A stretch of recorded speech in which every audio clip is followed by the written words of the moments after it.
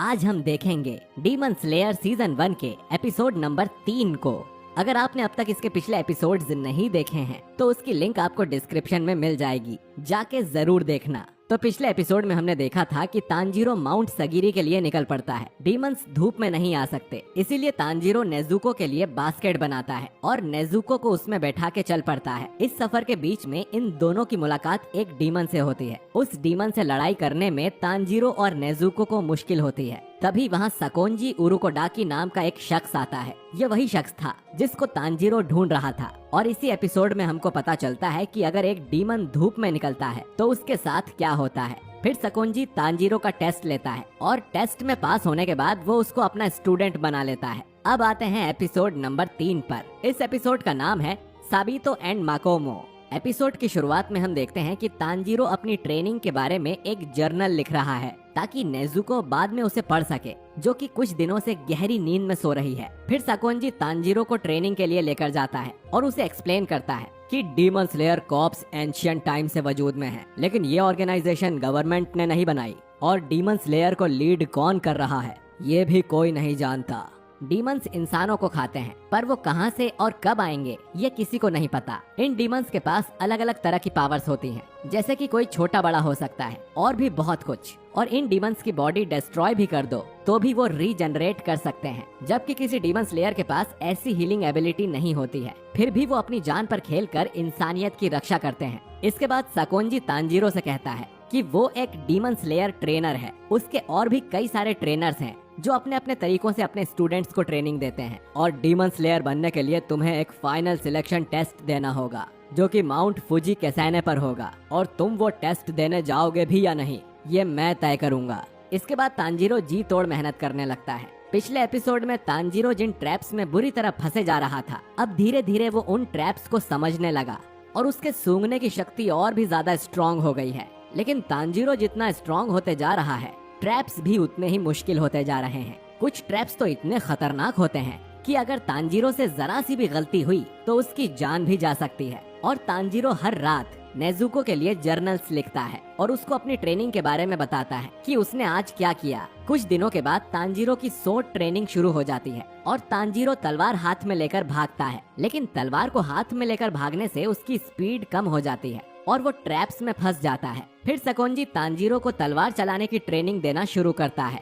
हर रोज Tanjiro पहाड़ से नीचे उतरने के बाद तलवार को तब तक चलाता है जब तक तलवार उसके हाथ से गिर ना जाए। फिर सकोंजी तांजीरो को बताता है कि धार वाली साइड से ही तलवार चलानी चाहिए, वरना वो आसानी से टूट सकती है। तलवार की नॉलेज देने के बाद सकोंजी तांजीरो को कहता है कि अगर इस तलवार को कुछ हुआ तो मैं तुम्हारी हड्डियां तोड़ दूंगा।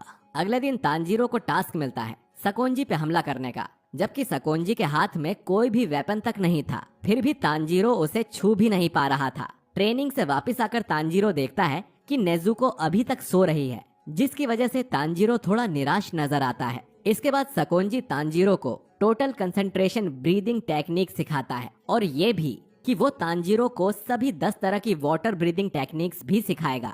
सकोंजी तांजीरो को गहरी सांस लेने को बोलता है ताकि ऑक्सीजन उसके पूरे शरीर के हर सेल में जा सके। तांजीरो गहरी सांस लेता है तो सकोंजी उसे एक थप्पड़ मार देता है, क्योंकि वो ठीक तरह से सांस नहीं ले रहा था। उसके बाद सकोंजी तांजीरो को पानी से एक होने के लिए कहता है और तांजीरो को लात मार के झरने में गिरा देता है। ऐसे ही 6 महीने बीत जाते हैं और नेजुको अभी तक गहरी नींद में सोई हुई थी। नेजुको का चेकअप कराने के लिए सकोंजी एक डॉक्टर को भी बुलाता है, लेकिन डॉक्टर को भी कुछ समझ नहीं आता। तांजीरो को इस बात का डर था कि कभी ऐसा ना हो कि वो एक सुबह उठे और नेजुको मरी हुई मिले। कुछ और महीनों तक ट्रेनिंग करने के बाद हम देखते हैं कि तांजीरो ट्रैप्स से बचना और तलवार चलाना भी अच्छे से सीख गया है। सकोंजी से ट्रेनिंग करते हुए तांजीरो को अब 1 साल हो गया था। तो सकोंजी तांजीरो से कहता है कि अब तुम्हें सिखाने को कुछ नहीं है, ये और अब आगे सब कुछ तुम्हें खुद ही करना है। इसके बाद सकोंजी तांजीरो को एक जंगल में ले जाता है जहाँ एक बड़ा सा पत्थर रखा हुआ था। सकोंजी कहता है कि अगर तुम इसको अपनी तलवार से 2 टुकड़ों में काट पाए तभी मैं तुम्हें उस फाइनल टेस्ट में जाने दूंगा। ये सुन के तांजीरो सोच में पड़ जाता है कि क्या इतने बड़े पत्थर को काटा भी जा सकता है, लेकिन फिर सकोंजी वहाँ से जाने लगता है। उसके बाद तांजीरो हिम्मत जुटाता है और तलवार का एक जोरदार वार उस बड़े से पत्थर पे करता है। पत्थर को तो कुछ नहीं होता, लेकिन तांजीरो उस हमले के कंपन से जरूर हिल जाता है। फिर हम देखते हैं कि सकोंजी ने तांजीरो को 1 साल में जो जो चीजें सिखाई, तांजीरो हर दिन उसकी प्रैक्टिस करता है। तांजीरो दोबारा जाता है और उस बड़े से पत्थर को काटने की कोशिश करता है, लेकिन इस बार भी उससे ये टास्क पूरा नहीं होता। इस वजह से तांजीरो निराश हो जाता है और सोचते रहता है, जिसमें 6 महीने और बीत जाते हैं। तांजीरो और कड़ी ट्रेनिंग करने लगता है, लेकिन उसके बावजूद भी वो उस बड़े से पत्थर को काटने में फेल हो जाता है। अब तांजीरो डिमोटिवेट फील करने लगता है और कहता है कि मैं लगभग हार मान चुका हूँ और अंदर से टूट चुका हूँ। फिर तांजीरो उस बड़े से पत्थर पे अपना सिर मारने लगता है और तभी उसे एक शख्स की आवाज सुनाई देती है, जो तांजीरो से कहता है कि रोने से कुछ नहीं होगा। तांजीरो देखता है कि जिस बड़े से पत्थर को वो काटने की कोशिश कर रहा था, उस पे एक आदमी बैठा है, जिसने अपने चेहरे पर एक फॉक्स मास्क भी पहना हुआ था। तांजीरो उस शख्स को देख के हैरान हो जाता है, क्योंकि तांजीरो को उसकी स्मेल नहीं आ रही थी और इस शख्स का नाम साबितो है। फिर साबितो उस बड़े से पत्थर से जंप करके तांजीरो को लात मारता है और तांजीरो को दूर धकेल देता है। फिर वो तांजीरो को धीमा, कमजोर और नासमझ कहता है और आगे बोलता है कि ऐसे मर्द नहीं बना जाता। फिर तांजीरो बताता है कि मैं यहाँ ट्रेनिंग कर रहा हूँ, मेरे पास असली तलवार है और तुम्हारे पास लकड़ी की तलवार है। ये सुन के वो शख्स जोर जोर से हंसने लगता है और कहता है, मेरी फिक्र करने के लिए तुम्हारा शुक्रिया, पर क्या तुम्हें लगता है कि तुम मुझे चोट पहुंचा सकते हो? फिर वो शख्स तांजीरो से सोर्ड फाइट करने लगता है और कहता है कि मैं तुमसे ज्यादा ताकतवर हूँ और मैं अपना ये बोल्डर पहले ही काट चुका हूँ। धीरे धीरे उस शख्स के हमले इतने तेज होने लगते हैं कि तांजीरो का उस शख्स से लड़ना मुश्किल हो जाता है। फिर वो शख्स एक हमला करता है और तांजीरो गिर जाता है। आगे वो शख्स कहता है कि तुमने अभी तक कुछ नहीं देखा और तुम एक भी चीज में माहिर नहीं बने, खासकर की ब्रीदिंग टेक्निक जो मिस्टर सकोंजी ने तुम्हें सिखाई थी। तांजीरो हैरान हो जाता है और सोचता है कि ये शख्स सकोंजी को कैसे जानता है। फिर वो शख्स कहता है कि तुमने ट्रेनिंग को बस याद किया है, तुम्हारे शरीर को ये नहीं पता कि उसको क्या करना चाहिए। तुमने आखिर 1 साल और 6 महीने तक क्या किया है? तांजीरो उस शख्स से कहता है कि मैं पूरी मेहनत से कोशिश कर रहा हूँ, लेकिन मैं आगे तक नहीं जा सकता। ये सुन साबितो कहता है कि तुम्हें आगे बढ़ते रहना होगा, उसके अलावा कोई और रास्ता नहीं है।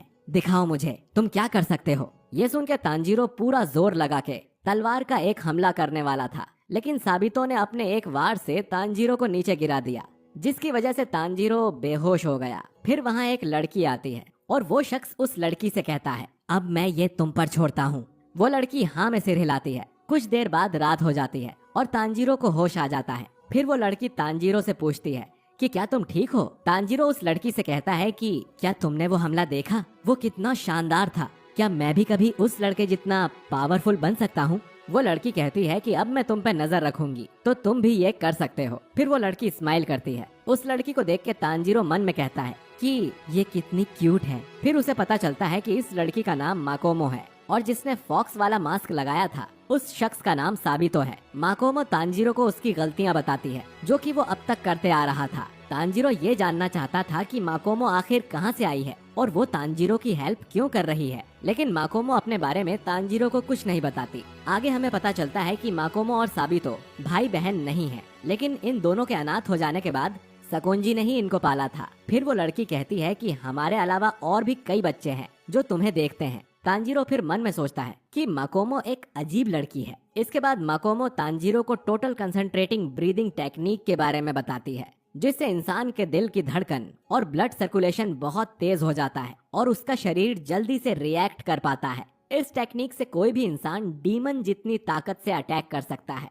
सबसे जरूरी फेफड़े होते हैं, जिनकी कैपेसिटी बढ़ाने से शरीर की ताकत बढ़ती है। तांजीरो को इन सब बातों में बिल्कुल यकीन नहीं होता, फिर भी वो पूछता है कि वो कैसे इतना पावरफुल बन सकता है। माकोमो कहती है कि मरने जैसी हालत तक ट्रेनिंग करो। फिर तांजीरो कई महीने तक कड़ी ट्रेनिंग करता है, जिसमें वो कई बार साबितो से हार जाता है। फिर 6 महीने के बाद तांजीरो साबितो को एक आखिरी बैटल के लिए बुलाता है और इस बार साबितो अपनी असली तलवार लेकर आया था। तांजीरो उससे कहता है कि आज के दिन मैं जीतूंगा। फिर तांजीरो लंबी सांस लेता है और दोनों एक दूसरे की तरफ हमला करते हैं, लेकिन इस बार तांजीरो अपनी तलवार से पहले साबितो पर अटैक करता है। इस हमले से साबितो का मास्क 2 हिस्सों में टूट जाता है। तांजीरो पहली बार साबितो का चेहरा देखता है, जो कि स्माइल कर रहा था। फिर माकोमो उससे कहती है कि तुमने जो किया उसको भूलना मत और उसे भी हरा देना। और पलक झपकते ही साबितो और माकोमो वहाँ से गायब हो चुके थे। तांजीरो देखता है कि उसने अपनी तलवार से साबितो के मास्क को नहीं